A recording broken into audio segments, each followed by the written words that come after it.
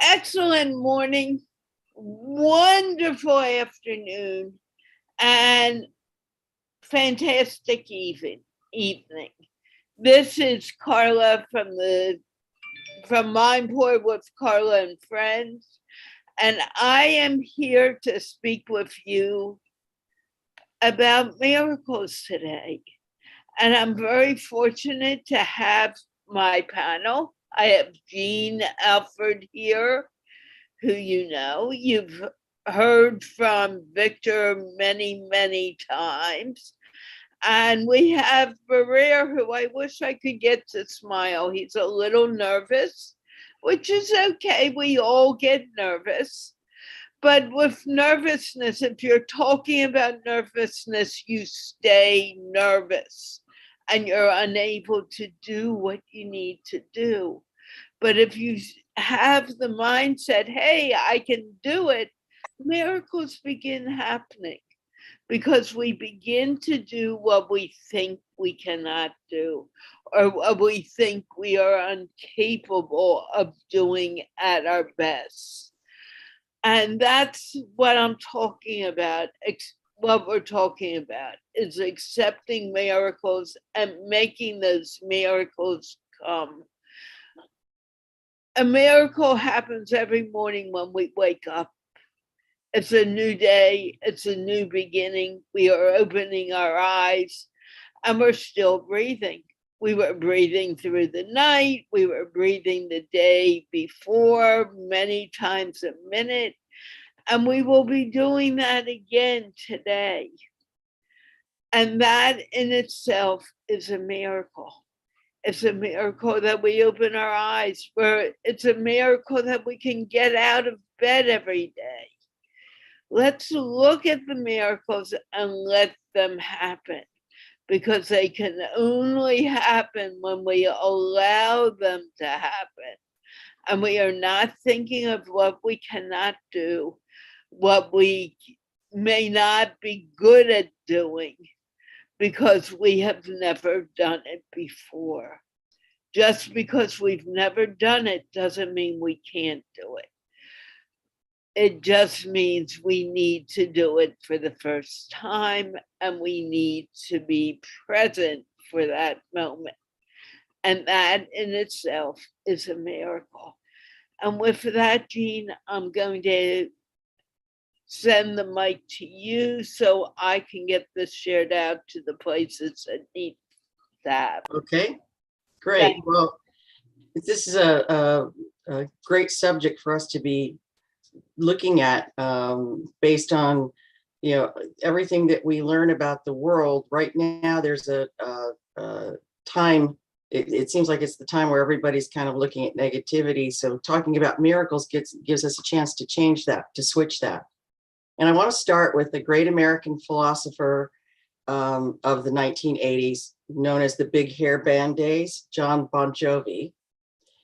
John said, miracles happen every day. Change your perception of what a miracle is, and you'll see them all around you. And that's, to me, that's very indicative of what we need to talk about and the message we need to share. Change your perception on what a miracle is, because sometimes we take them for granted. Now, the American writer Catherine Ann Porter wrote, miracles are instantaneous. They cannot be summoned, but come of themselves, usually at unlikely moments and to those who least expect them. I thought that was pretty good to share with you, because it's not like you can sit down and say, well, I plan to have a miracle. I'm gonna open a new business and by miracle people are going to show up. No, you have to work for it. But the miracle parts come based on that work that we're doing. Mark Victor Hansen, so Victor, I like his middle name, just so you know. Mark Victor Hansen is a motivational speaker, and he's one of the co-creators of Chicken Soup for the Soul, that series of books. And he says, miracles never cease to amaze me. I expect them, but their consistent arrival is always delightful to experience. In other words, in his sphere of thinking, he expects miracles every day, but he notices them and he appreciates them. And I think that's important. I think the more times that we notice and appreciate and understand miracles, the more often we're going to see them and to accept them. And finally, Neil Donald Walsh, the spiritual teacher and the author of the book Conversations with God, wrote, "Miracles seldom occur in the lives of those who do not consider them possible. There could be a miracle waiting for you this minute. Please make room for it in your thinking." And that's a great invitation for us to expand our thinking, to allow us to even see the miracles in our lives. So, yeah, I'm looking forward to a great conversation here, because hopefully it's going to be eye-opening for everyone, and then that we all see that there's miracles every day. Victor, Mr. View Attitudes. Yes, ma'am. How do you interpret this? I interpret it the same way that you do, actually, because I do believe that miracles occur every day. I believe that you can find miracles in every instance. That is not the whole story, though. What happens if you get accustomed to seeing miracles all the time? You see, that's a useless fear that many of us have, but it's still worth discussing. When things go well for you all the time, it actually runs the risk of putting you into a place where you don't want to be, and that place is complacency. So my life consists of getting better and better at managing the outcomes that I have. And were I ever able to create miracle after miracle after miracle after miracle and eliminate those outcomes that I don't want, it just seems to me from an intellectual standpoint that that would be sort of boring. When you are not able to experience the lows, the highs don't mean that much, and I'm counting miracle as a high. So miracles happen every day for sure. We experience miracles every day. But in order for us to appreciate the good, there has to be some instance of the bad. Now, you don't need any practice creating the bad. It just shows up. It's sort of like you got this garden. You never have to plant any weed. You never have to plant weeds. They just show up. Can I make a point there? By all means. You just said you don't have to do anything to experience the bad. It just shows up. Well, the opposite is true. And I like what you're saying, but the opposite is true. You don't have to do anything to see the miracles. They just show up. Well, true, but the point I'm trying to make is that if every second brings you a miracle, you lack the appreciation for the miracle, and it just becomes humdrum. It becomes mundane, and like the movie with Elizabeth Taylor, your life is then fraught with mendacity. So I like the miracles. I appreciate the miracles. And that's one indication that we're not perfect, is that no matter how good we get, no matter how, and you know, I'm a mind student, what you think about, you bring about. No matter how you try, you will never be able to think 100% the way that you want to. But those few percentage points that brings you to a place where you have managed a miracle in your life, those are the things that we all appreciate. That's true. That's very true. I often express that same idea with looking at from an artist's perspective. If you draw a circle, it's just a circle. But if you start to shade it in, you can make it into a 3D sphere. So you need to have the dark and the light. It adds shape to our life. It's like a volume control on a stereo. Yeah. Sometimes you turn it all the way up. Sometimes you turn it down a little bit. The guy That's true. talks about he's going for a drive and he hears a good song. Well, I like this song, and he turned it up, right? And another song comes. Well, I like this song, and then he turns it up a little bit more. Well, this is a great song. Hey, I like this song, and then he turns it up again. Then he gets where he's going. Man, he turns off his car. He comes back and gets in his car. And what do you think happens when he turned it on? Oh. The noise just deafening him. You've been in my car, have you? Bit by bit by bit, it keeps going higher and higher and higher. So what happens is that your expectations change as you experience miracles. When I went for a walk around the block this morning, and one of the thoughts that came up for me was, I have found a new enemy, because things are going well, and they have been going well for quite some time. And that new enemy is complacency. Mm. And that is do you know how you defeat complacency? You start noticing the miracles. Burair, welcome to MindPlore. I think this is your first time on. Yes, this is my second time on MindPlore. Okay. Yeah. Well, welcome. And how do you see miracles? Do you expect them, or? Yeah, I see miracles in a very different way, but I respect all of your thoughts and concepts about miracles. Miracles, in my opinion, are those happenings which we cannot translate into through our mind or through our concept or through our science. It is something that we unable to understand or give reason to a logical reason. So, for example, 50 years before, we cannot expect to talk with another person living in another country through some device or some technology. So this would be a miracle for someone at that time. But now people can easily believe in that thing because it already happened. So miracles are something or some happening or some situation that we cannot translate into our own. We cannot understand this for the first time. And when we try to uh, uh, when we make it like when we use it for some time, then we can easily understand that this is a miracle. And this because I have been with mind science and meditation for some time, so I believe that meditation can bring miracles most of the time, because when we are meditating or when we are in a meditative state, we are not into some reality or some attached with some science or some attached with some concept.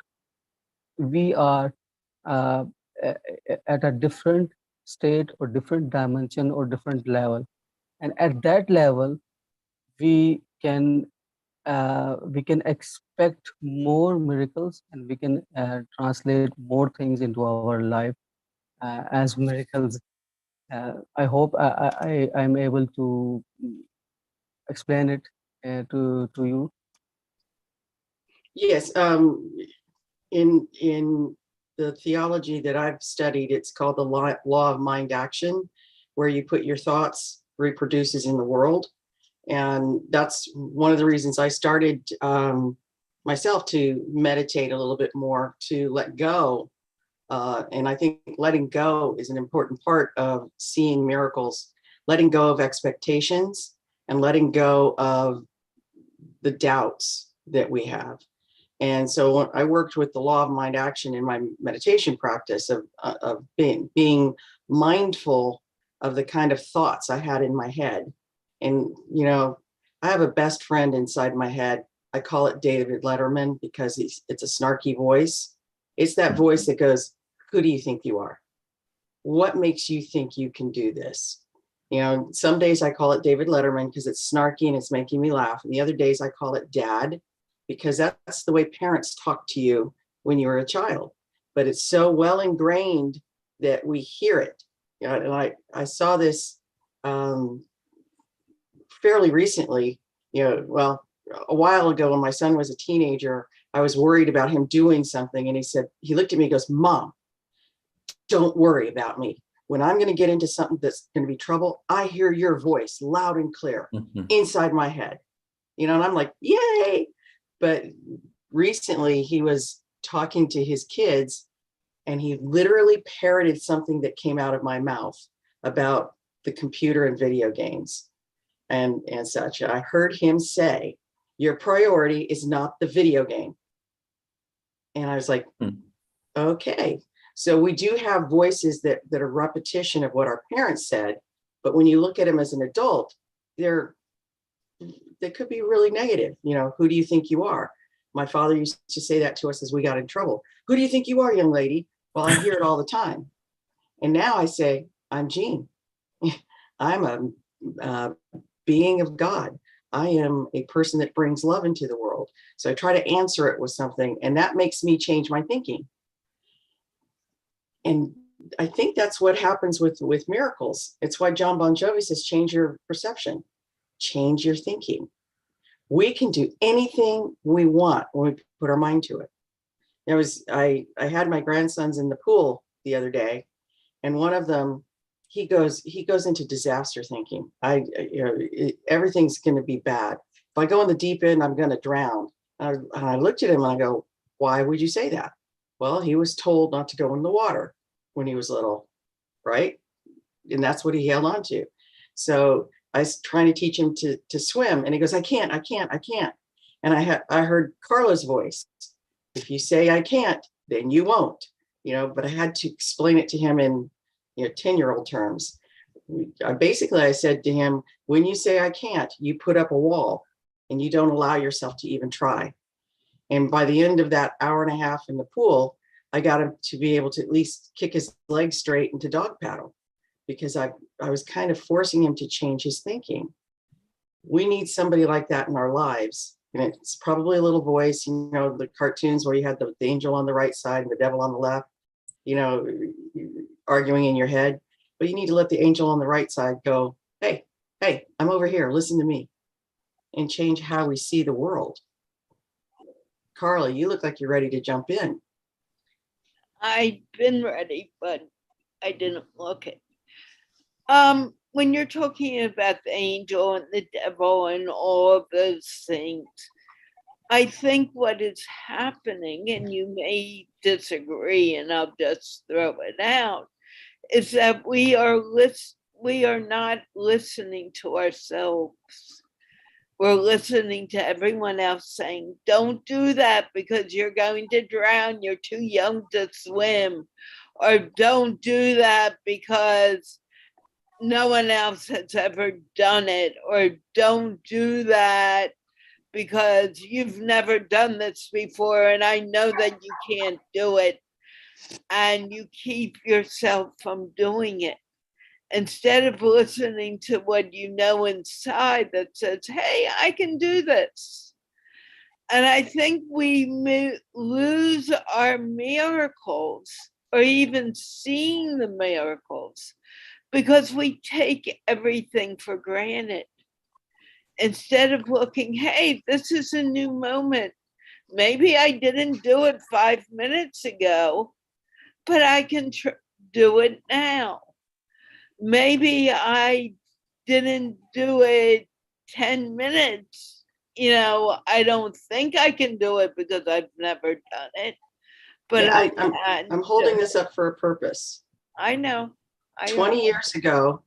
Oh, okay. 20 years ago, we would never have thought that we could carry a computer in our pocket. But this little thing has more power in it than the computers that I had on my desktop 20 years ago. We didn't know how to picture it, but somebody did.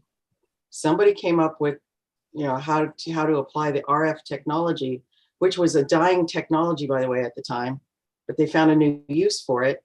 And the next thing you know, we've got these things in our pocket. And my 2-year-old grandson is teaching himself how to count and say the ABCs using YouTube on his daddy's phone. It's amazing. We didn't think about that. We saw it on Star Trek when they were walking down, they'd be walking down and they'd be tapping on something, and we go, yeah, I want to, that'd be cool. So personally, there are a couple of things from Star Trek I'm waiting for. It's that medical thing where they just hit you with it and you're perfectly fine. It takes care of everything, heals you in a minute. And the transporter, so I could get from my house to your house, Carla, in a matter of seconds, and not have to get on an airplane. These things, that and the food replicator, so I could have Chateaubriand any time and I don't have to cook. So these are things that we have to visualize. And you're right. 90% of the thoughts that we have, somebody else gave to us, and we don't know how to discern or to choose. A lot of times I ask people, who told you that story? I was told I couldn't write, and now I'm a published writer. But I went back in my brain and looked at all the people that criticized my writing. Instead of saying, this is good, you need to change this way, they would go, you just can't do it. And I had a boss who said, you don't know how to write, we're going to have a problem here. Until I handed my document to somebody who was a teacher, and she goes, oh, I see. And I said, what do you see? She goes, she's looking for a completely different style. And when I realized it was more style difference than capability, that changed how I looked at my own skill. And I was able to blossom. But that was somebody else telling me. It's like, I don't think any of you guys experience this, but when I was little, I was a bit on the hefty side, and almost to a person, they would pinch my cheek and go, you're so beautiful, you just need to lose weight. So apparently I was not perfect, and I heard that over and over and over. And when I see that happening with a kid in front of me, like, one of my friends says that to them, I go, don't do that. Don't do that to them. They're perfect just as they are. Can we improve? Yes. But I hear that still in my head because those were repeated and repeated and repeated. So I owned it as a truth. And we get to break those truths by paying attention and go, that's not really what I want. And I think Burair brought up meditation. And that's one of the powers of meditation, is you can get beyond what I call the miasma of the mind, the noise of the mind, and get down to who you really are, and to that still small voice, and listen and get an inkling of where you really want to be, because nobody else is telling you. I mean, if I could control Victor's life, there's a lot of things I'd be telling him. Burair, I just met you, so I'm not sure if I could tell you anything yet. But believe me, if you gave me the opening, I'd go, you should be doing this and you should be doing that. That's not who we should be. We should be building each other up. Like Carla, I often say, this is great. We need to keep growing this program. This is actually philosophy in action. And that's, before I started the English show, I never thought I could do that. And I was thrown into it by a friend of mine who said, Carl, I'd like people to begin speaking English more fluently or feel more comfortable speaking English. And I thought, I didn't quite understand what he was getting at in the beginning. And I said, but I'm not an English teacher. And he said, you've been a teacher for a while. And I said, well, yeah, and I can teach. I was a very good teacher. And he said, why can't you talk to people from Pakistan in English? And I said, well, I can. And we started with one of his employees. Thank you, Rehan. And we grew the show, grew this. It's the same thing here. We can make anything begin. We can move anything from one step to another. But no, there's not a but here. What stops us from doing it is our fear that we cannot do it. I've never done it before. And believe me, I had that thought many times before we went on air the first time. And then all of a sudden, and Rehan and I are still curious how we got thousands of people watching the show from the start. Watching. Now it's changed a little, but it still is growing quite a bit. It's that thought of, I have never done it before. I can't do it. But you know, in my mind, I've always wanted to do something like this. And instead of listening to that impulse of, I have always wanted to do it and jump into it, many times we don't jump because that fear that we can't do it is there more than that tiny little voice that's yelling at us, but we're not hearing it. And when I began to hear it, that's when it began to change. And I think that goes with everyone. It even goes when we invite someone on the show for the first time. I have no idea if they can do it. I really don't. I bring in new people and I'm like, oy vey, what am I doing? Don't they understand that? They do. But their own fear comes to me and I begin to think, oy vey, a lot louder than I was when I invited them. And it stops me from wanting to have that person here. But it has no foundation. And I know it, and I keep moving forward, whether I'm thinking that or not. And that goes with everyone who comes on to the show for the first time. It comes on for everyone out there who may be listening and saying, hey, I want to be on the show, but I can't ask Carla because I can't do it. You need to do it. And only by doing it will the miracle change. You bring up a good picture in my mind when you think about the I can't do it thoughts and such. And it is fear, but oftentimes it's fear of success versus fear of failure. And that brings to mind Marianne Williamson's quote about, who are you to Victor, you're gonna have to help me on this one. It's like the fear of our own light, and who are we to cover that up, and that is how that is one of the things I learned as I looked at my upbringing. My parents were giving me boundaries, and when they were saying, who do you think you are, or you need to sit quietly, or my favorite, children are supposed to be seen and not heard.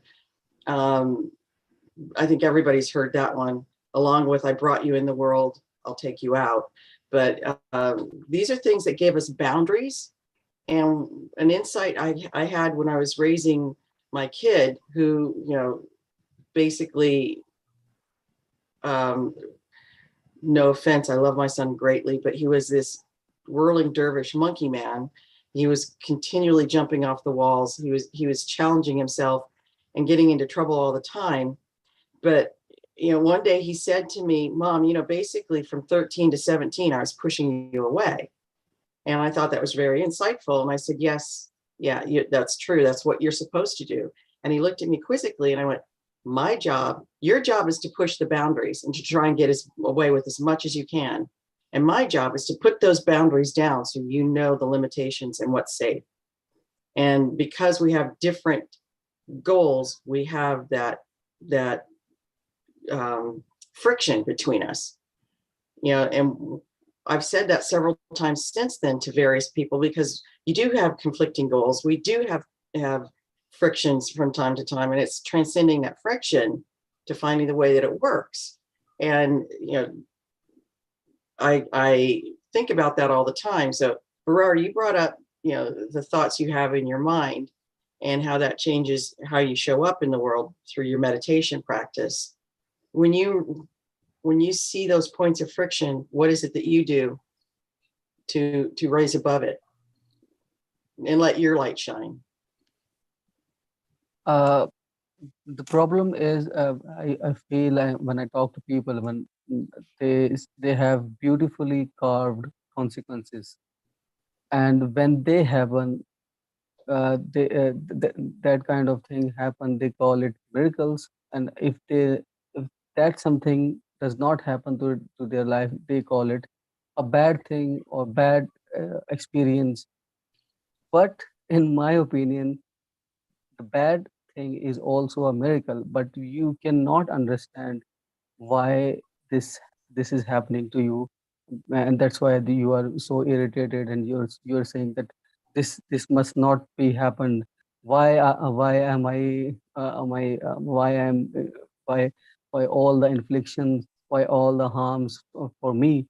So we need to understand that if we have carved a beautiful consequence for ourselves, that doesn't mean that it really or 100% happen in the same way we have thought.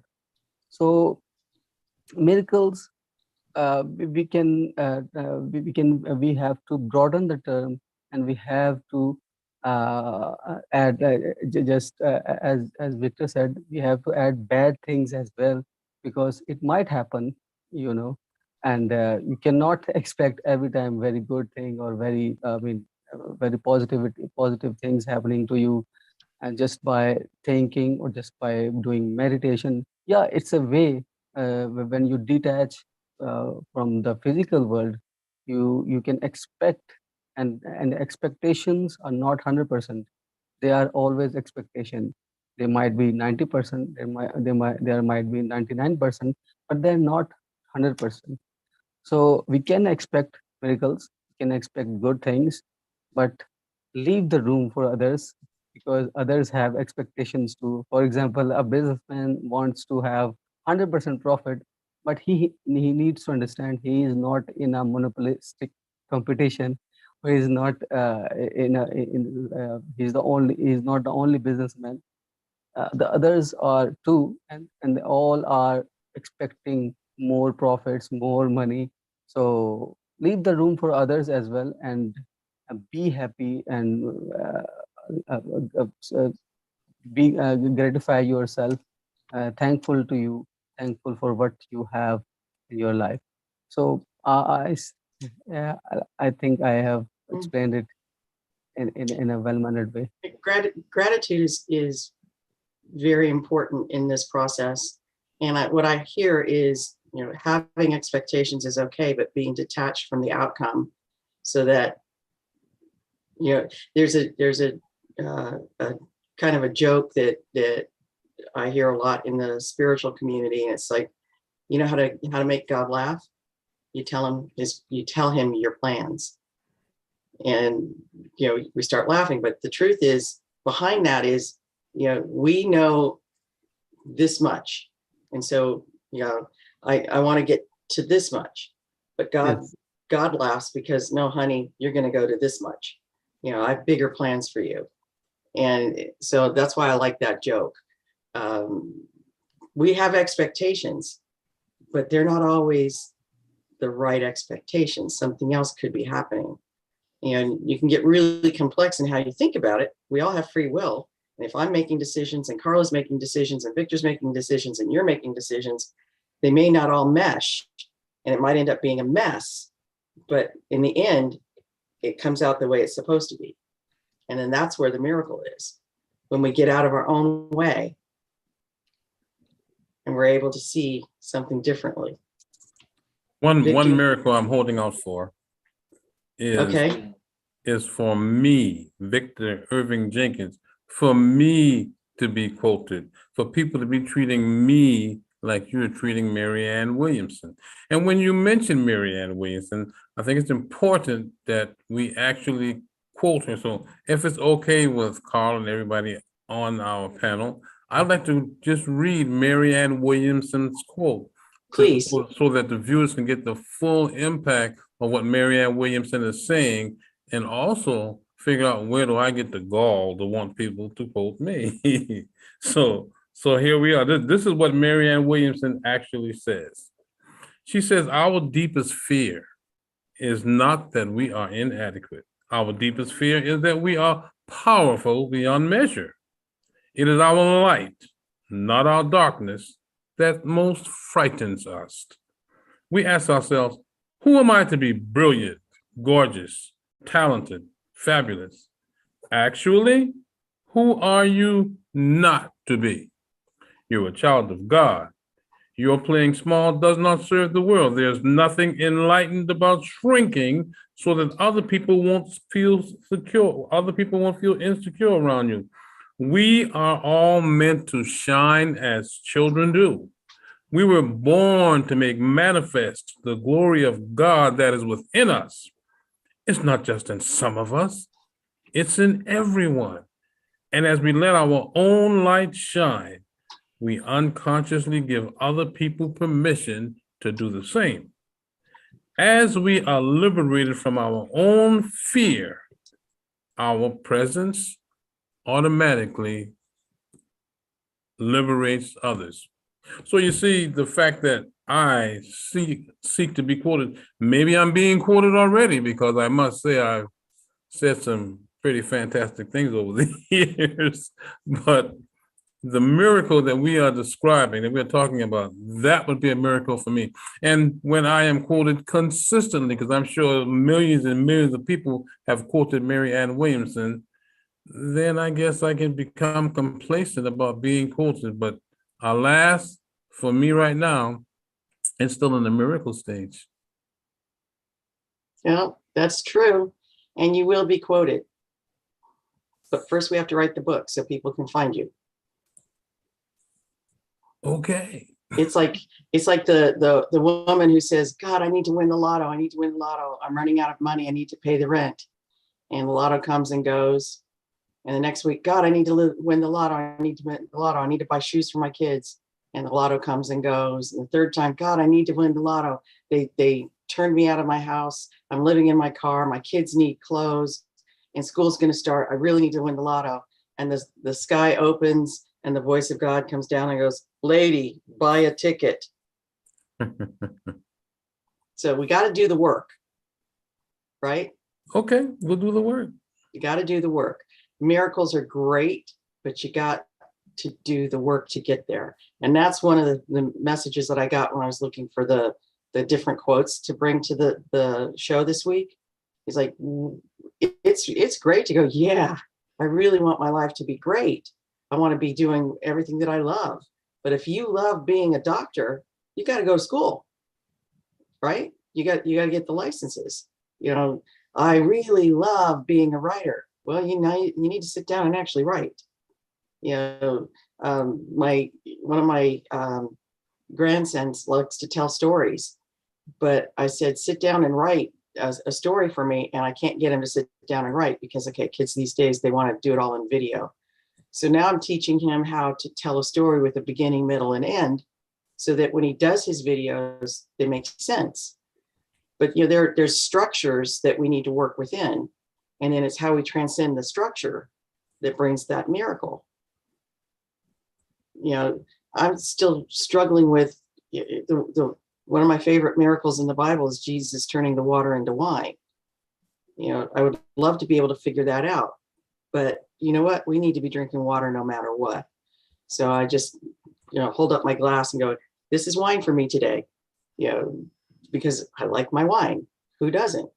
But that's, you know, understanding the meaning of it beyond just the picture of the story is probably more important than actually being able to turn water into wine. You know, I'm saying, you know, understand the constructs and then add your level of uniqueness, and then that helps you drive the miracle. You know, and I will tell you, there's one miracle. You know, I have a 1-year-old granddaughter, and when she's upset and Nana comes in the house and Nana holds her, here's the miracle. I sing Sound of Music to her, and she stops, she looks at me, and she puts her head down. I've been singing this to her every day that I see her since she was born. Wow. So it's calming for her. But to a frazzled mother, she goes, I don't know how you do it.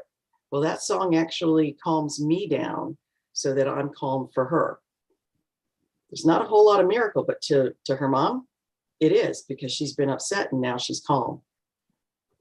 I love those kinds of miracles, those everyday miracles. When I get in my car and it starts, you know, if you've ever had a car break down, you're happy every time it starts. You know, when I talk to my friends and they're happy.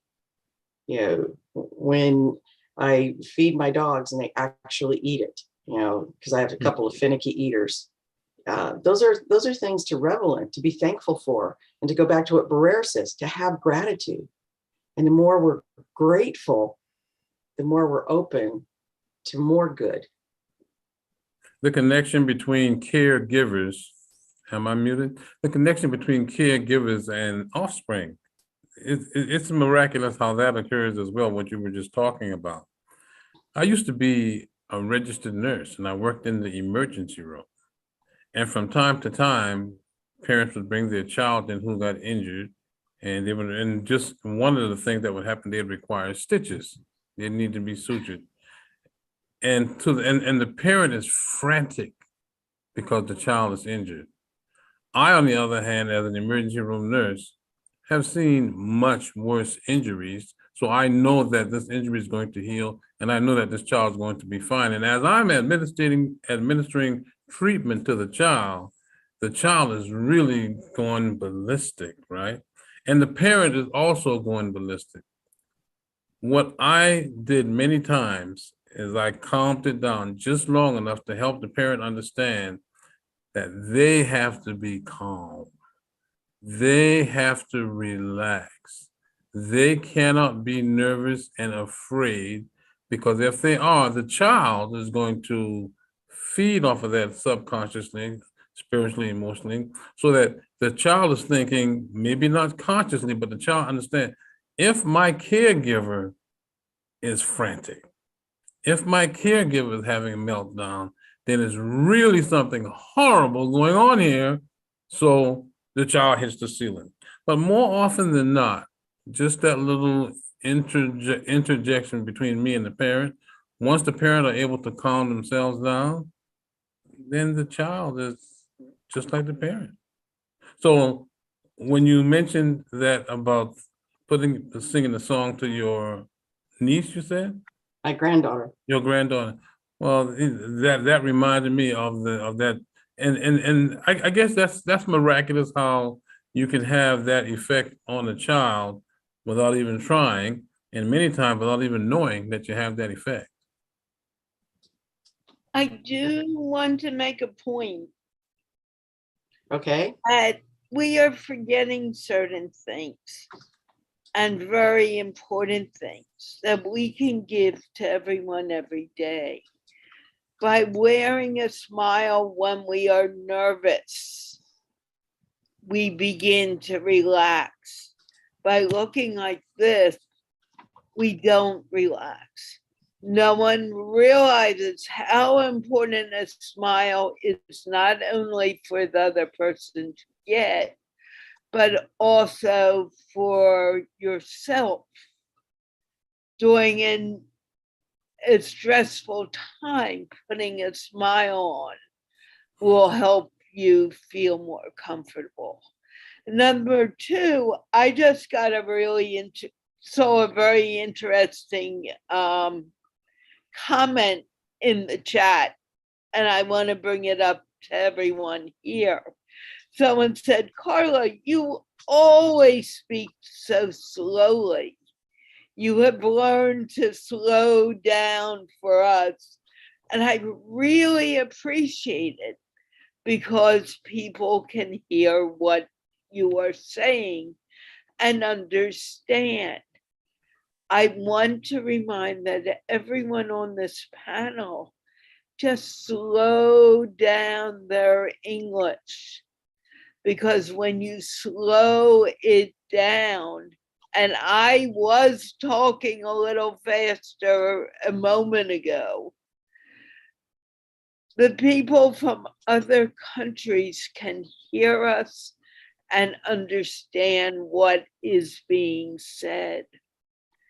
And the show has more meaning to them. So please, please slow down. You're talking to people who are hearing different sounds. And because they hear different sounds and they are not used to it, they may not understand us. I'm bringing out this for everyone, including myself. Burair, you are smiling. What is going through your mind? I appreciate the way you. Slowly, please. Yes, I appreciate the way you have transcend this whole MindPlore show to the level where all of us can understand, where we have a platform where we can interact, where we have the ability to talk with different people from different countries. That's why I'm smiling, because you are a great teacher indeed. And that's one of the miracles happened to my life, that I found different teachers in my life, and they are all very good. Most of the teachers I found are very good. I thought to have a meditation teacher, and I found that. I thought to have a mindfulness teacher. I have that. I wanted to get a NLP certification. I got that. I wanted to learn more about mind science. I learned that. And I think and I feel and I believe that all that happened because I have created an environment, maybe an artificial environment, because nothing in humans life, we cannot expect everything good in our environment. So I have created artificial good environment, so I can more attract good things, more attract things that I like, that I want more in my life. Yes, Wonderful. And is it helping you to smile right now? definitely, definitely, definitely. Okay, please keep that smile on, because it'll help you relax and help you feel more comfortable on the show. Victor, you looked like you wanted to say something. So you're saying I look like I always look? Victor, Because I always want to say something? Victor. Every time the phrase slow down comes across my path, every time I hear that phrase, I can't help thinking about this scene that I saw on the TV show where the guy was trying to cheat on the test, and he asked somebody, what does the yellow light mean? He's taking a driver's test. He's asking his friend what the yellow light means, and his friend says to him, slow down. And he slows down. What the? Anyway, that's all I'm thinking while I'm listening about the miracle of slowing down. And I do make an effort to speak much slower, because it would be a miracle if I spoke slowly all the time. However, when I want to rev up the energy, when I want to energize the person I'm speaking to, then I speak a little faster. On our panel, though, I am getting accustomed to speaking slowly, as you can detect even right now.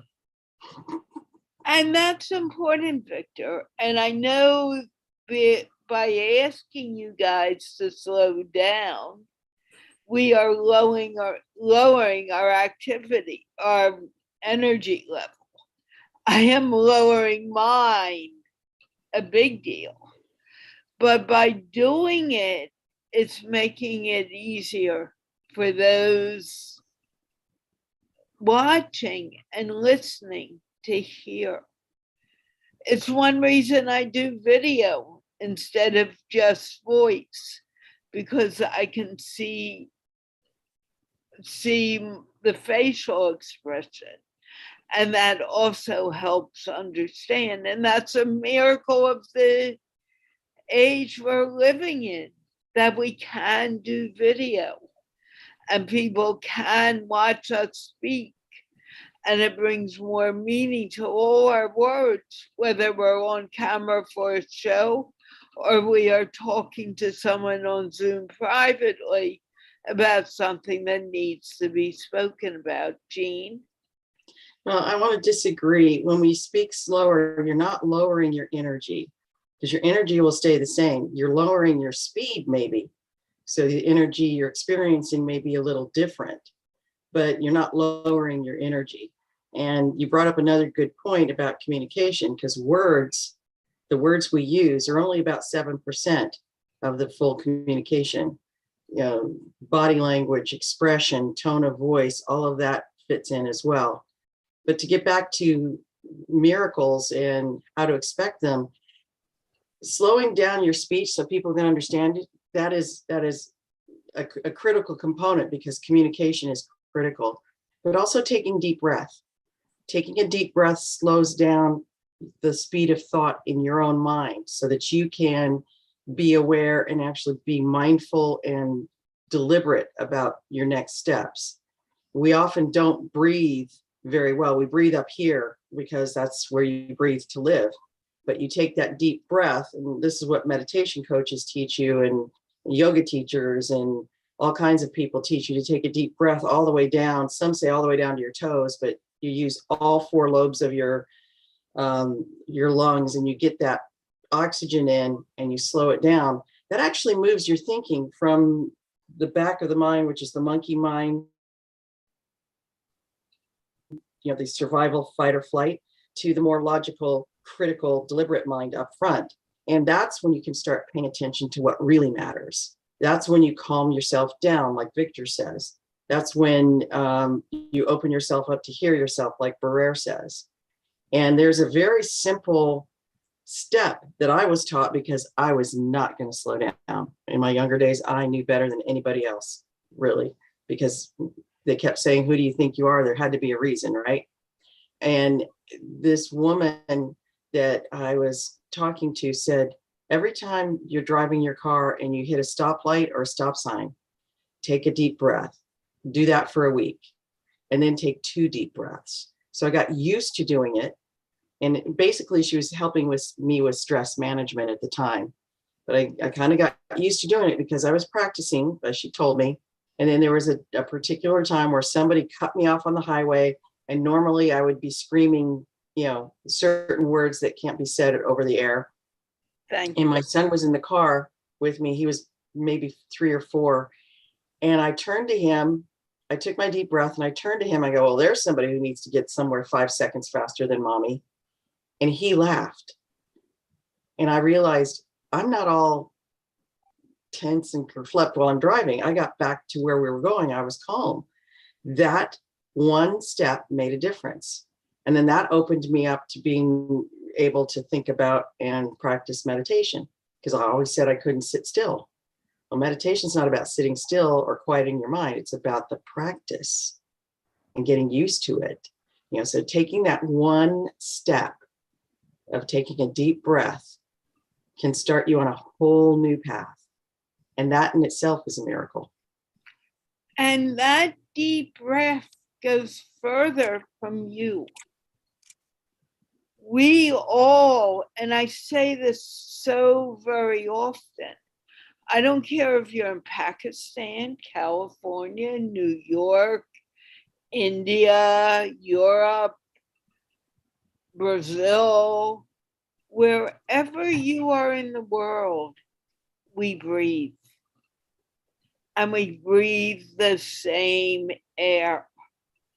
And when we are breathing the same air, we are connected to each other, regardless of anything else.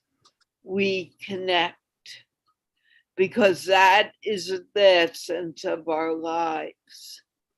And if we could only realize that every time we spoke, what do you think that would do for the world?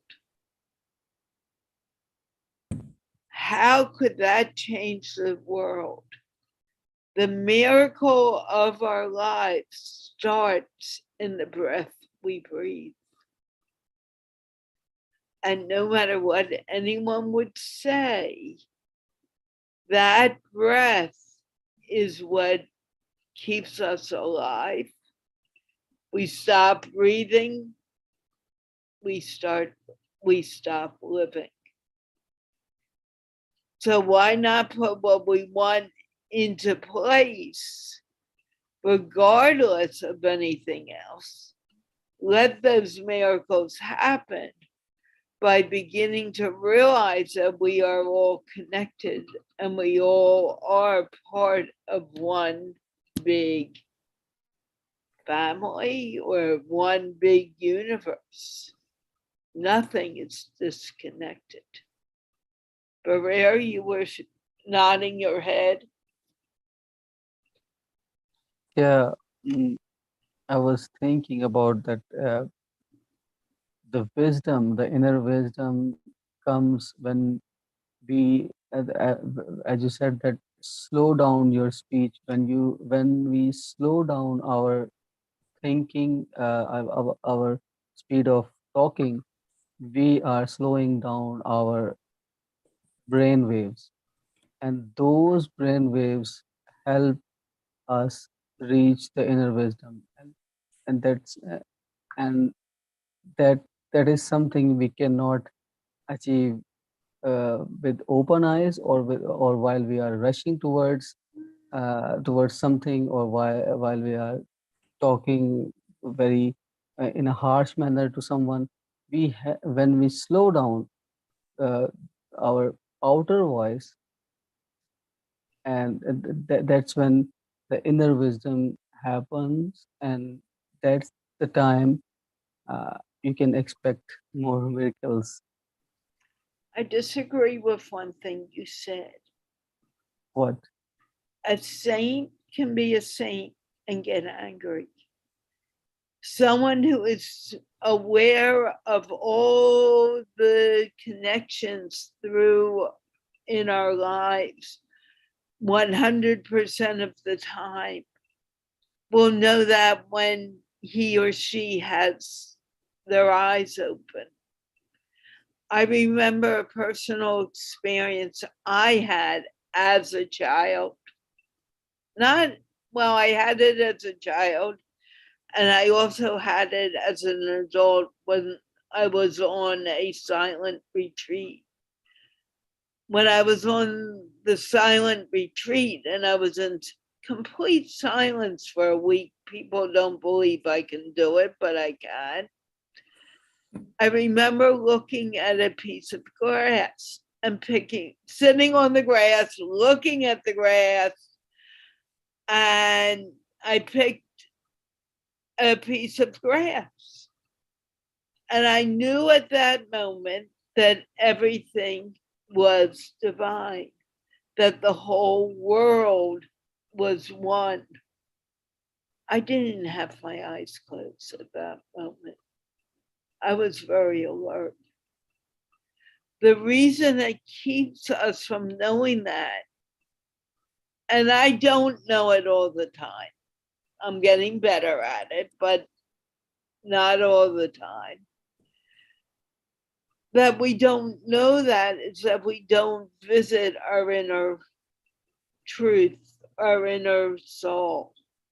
But as we begin to know that as what is guiding us through life, then we begin to know we don't need to have our eyes closed. It doesn't have to be in that 20, 30 minutes.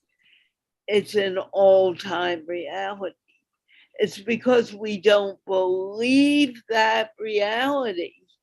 We want to say, oh, I'm weird, I'm thinking this, it's not taking me anywhere, that we lose that awareness. And losing that awareness keeps us from knowing that. Good subject for next week. Please write it down and remind me that I spoke about it, because So I don't think we can say it only happens because our eyes are closed. It begins to happen because we close our eyes. And then we begin bringing that reality into our everyday activity. Does that make any sense? I don't know where any of that came from, except from my inner self. Yeah, Those are the wisest words. yeah, it's true, because you said it's about belief. Because you believe that you can do this, that's why you have did it with open eyes. But for someone who's not experienced something, or he's very new at this whole thing, or he wanted to experience a different level, he needs to close eyes for the first time, for Right. sometimes, yes.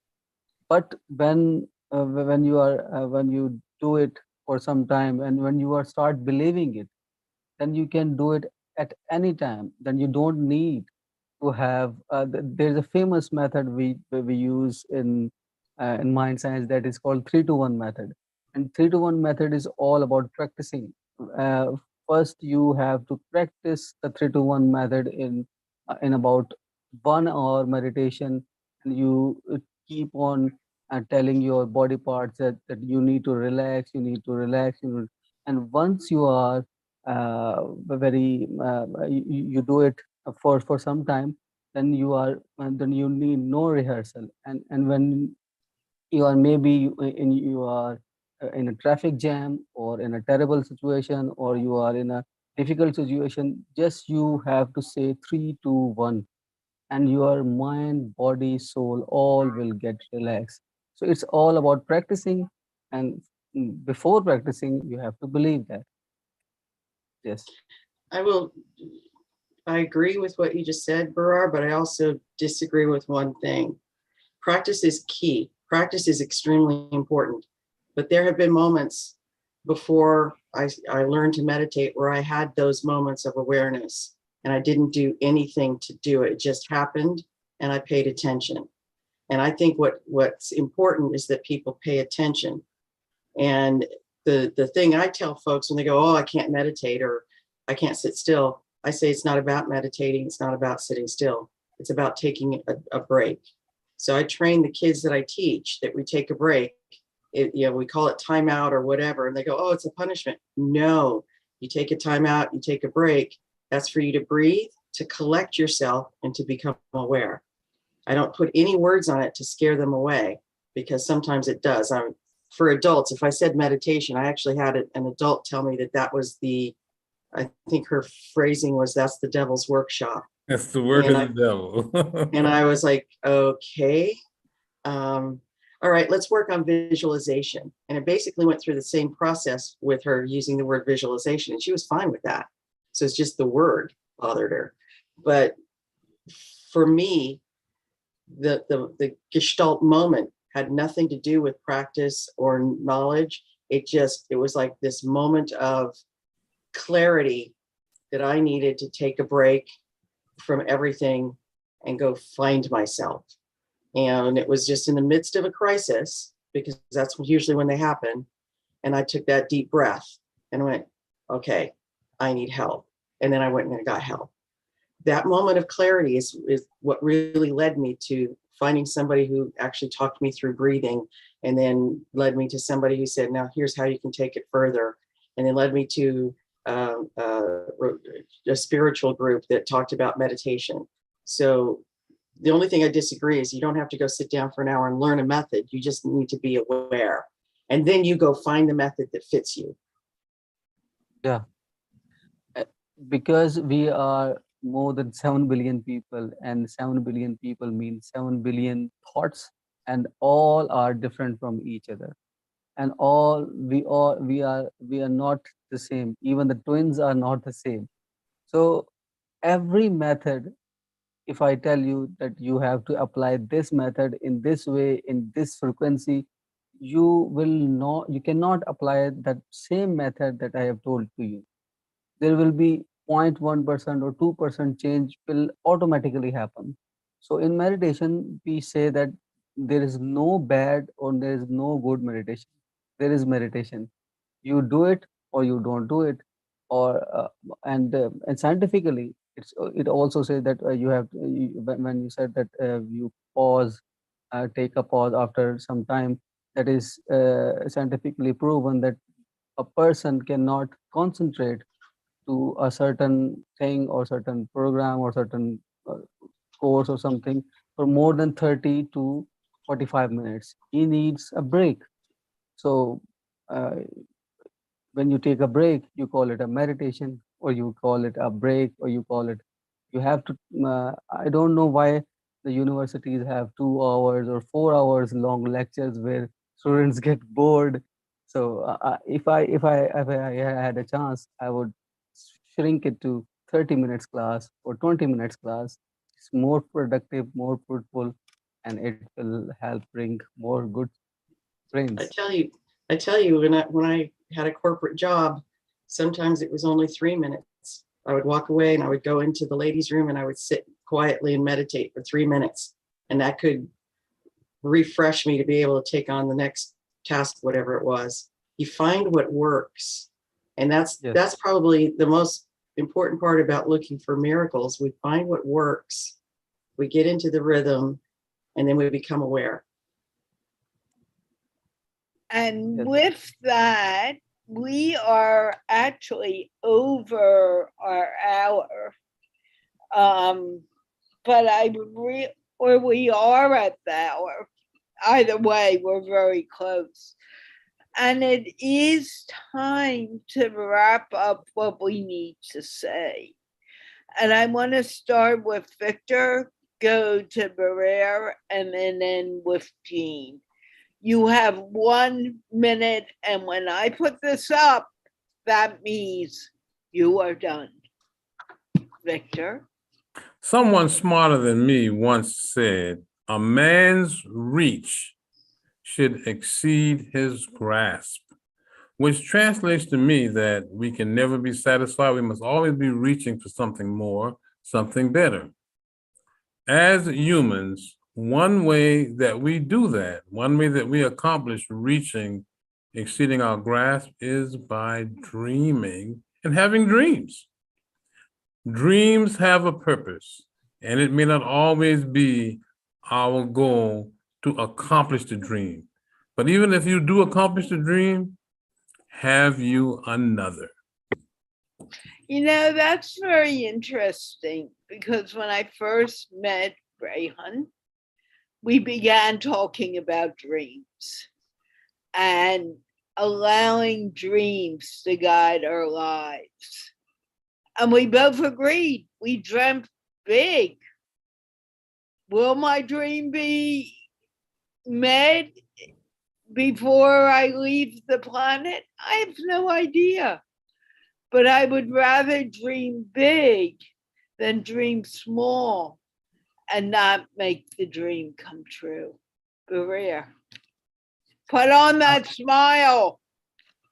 Okay.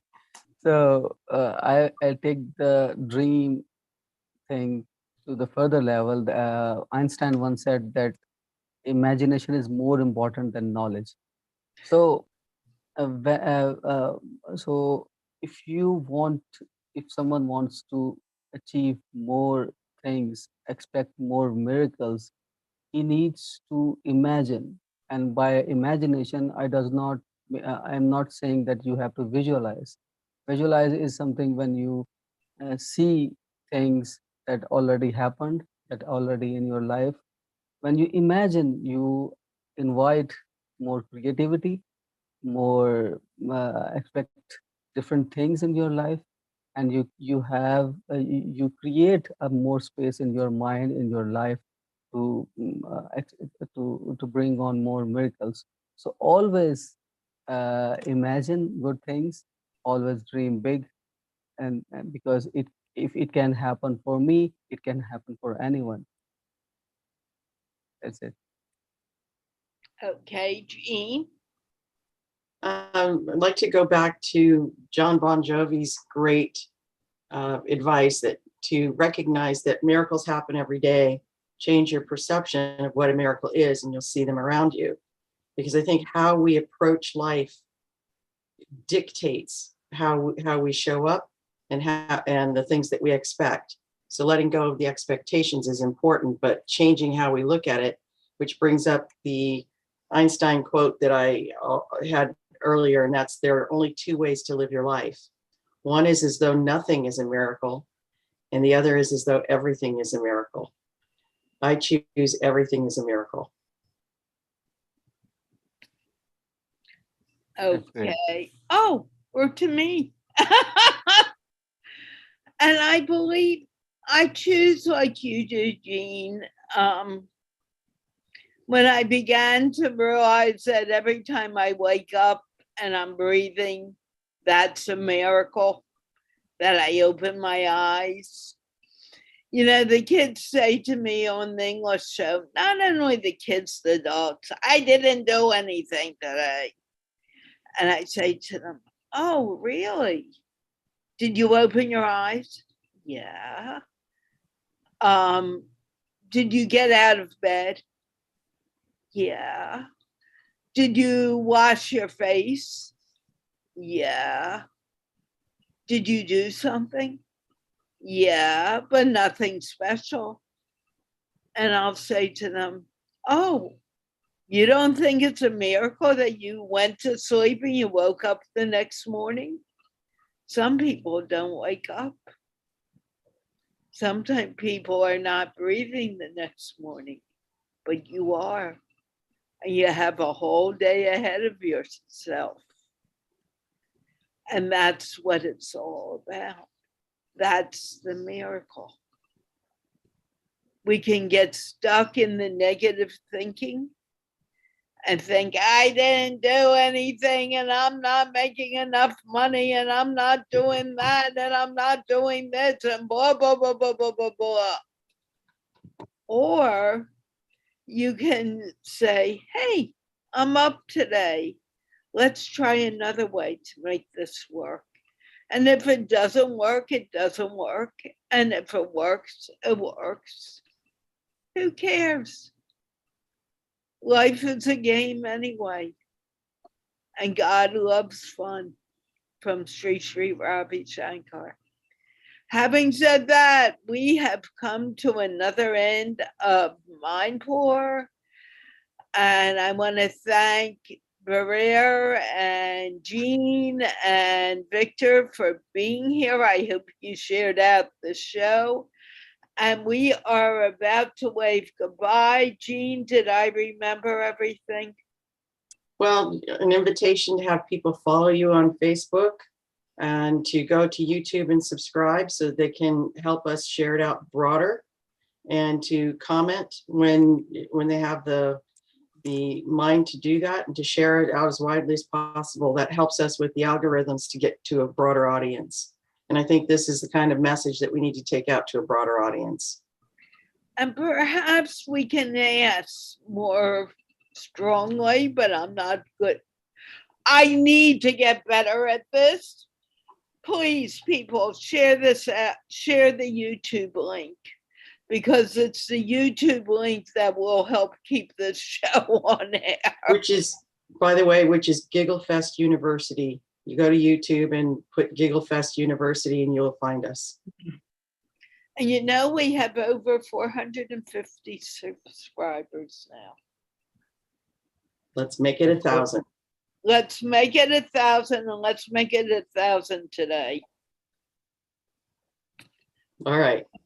Give me my miracle.